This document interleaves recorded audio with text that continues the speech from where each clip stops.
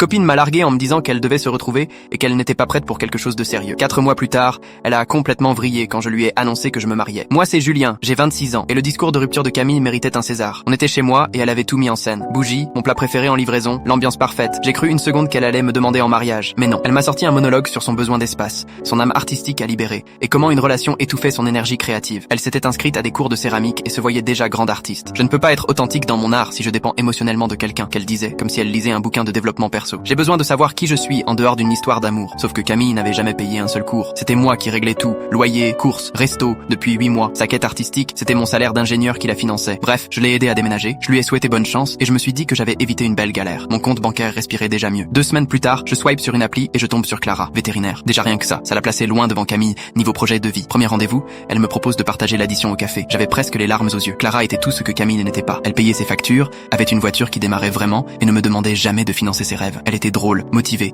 et voyait la relation comme un truc à deux, pas comme un mécène et son artiste maudite. On a accroché direct. Premier rendez-vous, 6 heures de conversation. Deuxième, elle m'a cuisiné un vrai repas chez elle, avec des légumes et tout. Pas des nouilles instant façon cuisine créative de Camille. Au bout de 2 mois, on passait tous nos week-ends ensemble. Au bout de 3, Clara m'a scotché. Un matin au petit-déj, elle lâche comme ça qu'elle n'a jamais été aussi heureuse et me demande si je veux officialiser. J'ai dit oui tellement vite que j'ai failli m'étouffer avec mon café. On a choisi un mariage à la mairie, le vendredi suivant. Simple, juste nous et 2 témoins. L'idée venait d'elle. Elle préférait mettre le budget sur le voyage plutôt que sur une fête pour des gens qu'on ne voit jamais. Pendant ce temps, sur Instagram, Camille postait des bols de travers en parlant de sa voix intérieure révélée par l'argile. Elle n'avait rien vendu, mais ses parents lui payaient un studio dans le quartier des artistes. Quand j'ai annoncé nos fiançailles, mon téléphone a explosé. Camille m'a écrit un pavé sur notre connexion profonde et sur mon prétendu rebond. Puis des appels, des DM. J'ai rien répondu jusqu'au matin du mariage. Un SMS. J'ai fait une énorme erreur. On peut se voir? J'ai montré à Clara qui a éclaté de rire. Dis-lui félicitations, tu te maries dans 3 heures. Alors j'ai répondu, pas possible. Je me marie aujourd'hui. Bonne chance avec la poterie. Et là, le chaos. Camille m'a débarqué à la mairie en robe de mariée. Pas n'importe laquelle, celle qu'elle me montrait toujours comme sa robe pour le bon moment. Elle a hurlé en entrant. Pile quand l'officier a demandé s'il y avait des objections. Elle criait que je faisais l'erreur de ma vie, qu'elle était enfin prête. Les agents l'ont sortie pendant qu'elle serrait dans ses bras un bol bancal troué au fond, son offrande pour prouver qu'elle avait changé. Clara, ma toute nouvelle femme, s'est tournée vers moi avec un sourire. Eh ben, c'était divertissant. On va manger une pizza?